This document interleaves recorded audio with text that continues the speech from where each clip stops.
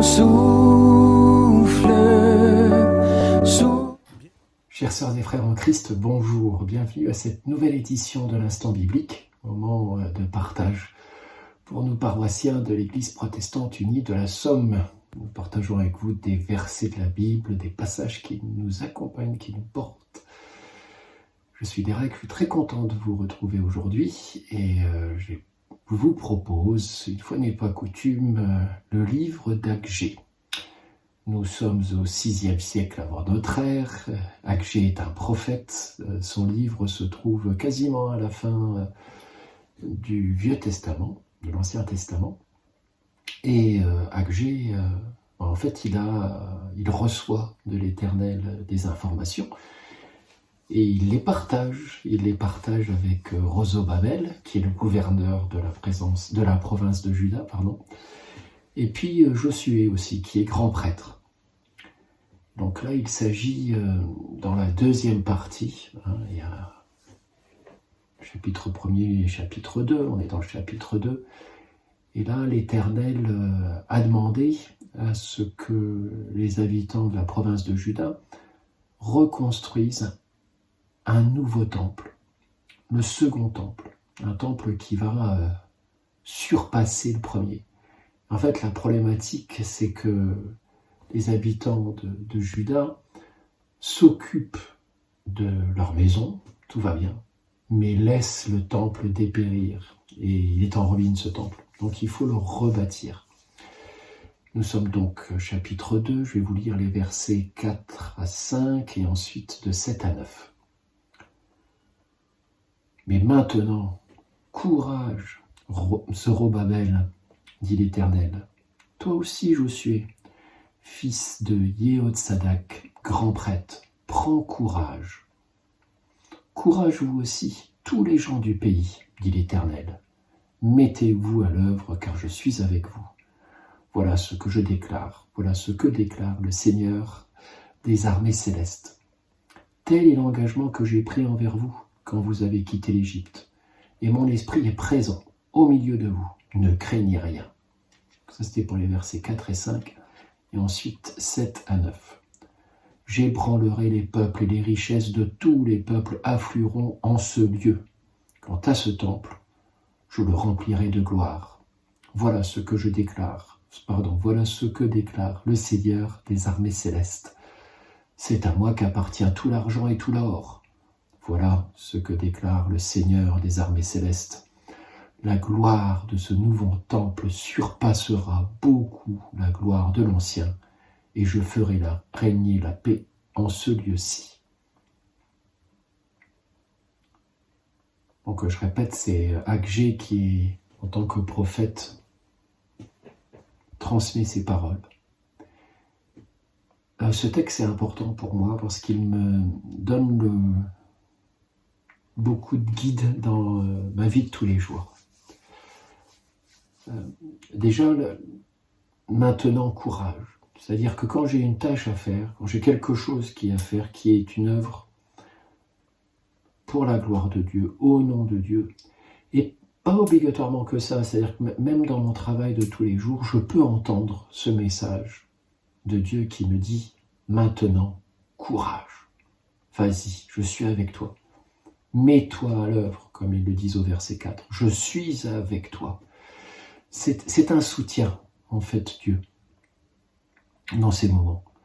Et d'ailleurs, quand je regarde le texte, on voit qu'il s'adresse évidemment à Zorobabel, il s'adresse également à Josué, mais il s'adresse aussi à tous les gens du pays. Il s'adresse aux responsables, on va dire, aux commanditaires, aux chefs, aux cadres et aux ouvriers. Il s'adresse à tout le monde. Il dit, allez-y, courage.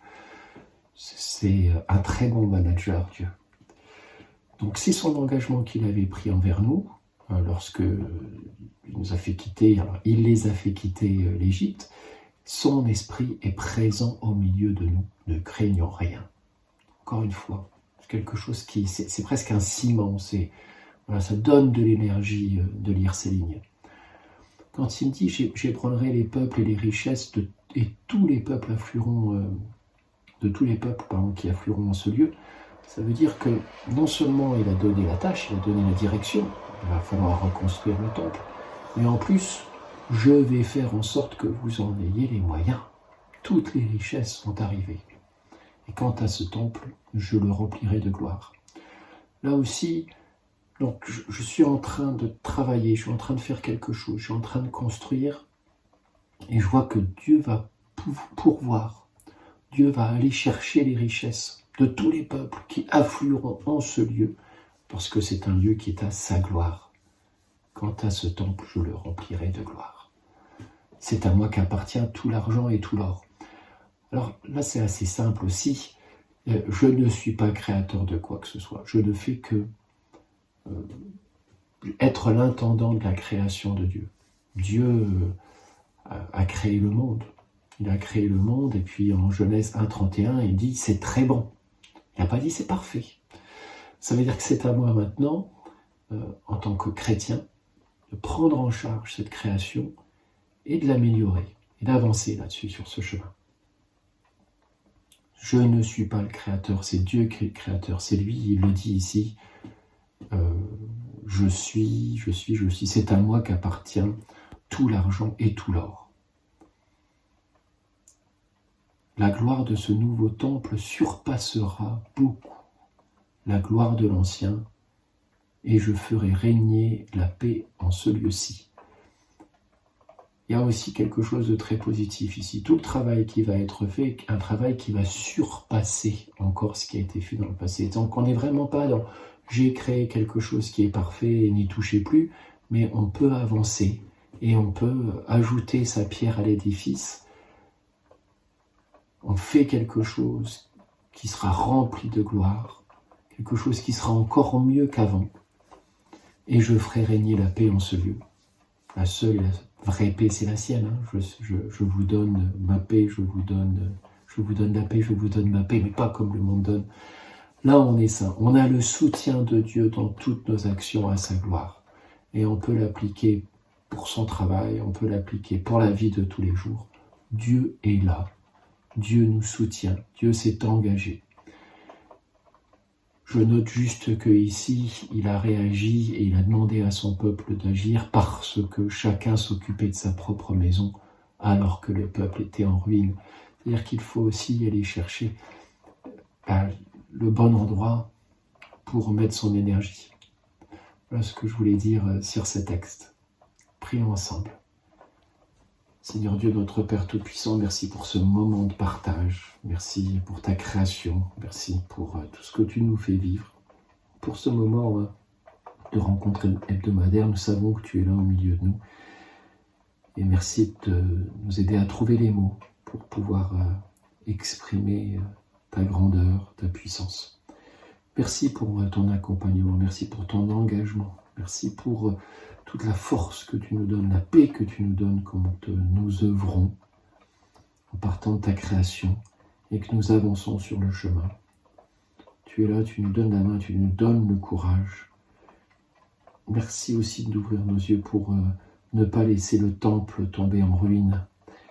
S'occuper de nous, c'est bien, mais s'occuper de ton temple et tout faire pour ta gloire, c'est encore mieux. Voilà, merci beaucoup, Seigneur. Éclaire-nous pour nos prochaines étapes sur ton chemin. Que ta volonté soit faite et non la nôtre.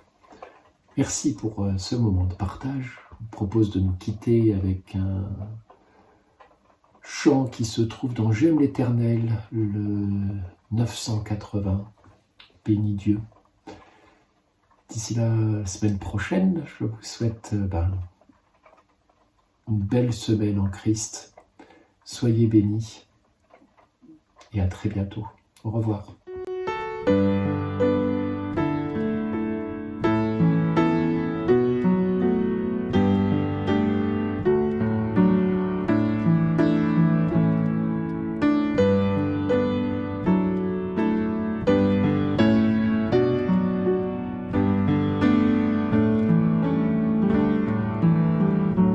Bénis Dieu.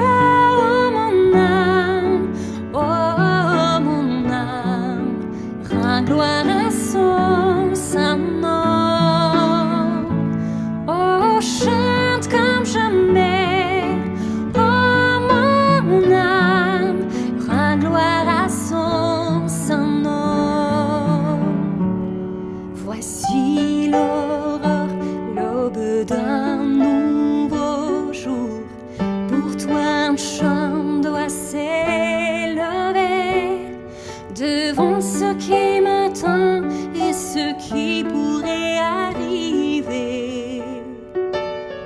Qu'à la fin du jour je te chante encore. Bénis Dieu, oh mon âme, oh mon âme, rends gloire à son saint nom. Oh, chante comme jamais, oh mon âme, rends gloire à son saint nom. Riche en bonté et loin de la colère, ton nom est grand et ton cœur est bon. Je ne cesserai de chanter tes bontés. J'ai des milliers de raisons pour louer.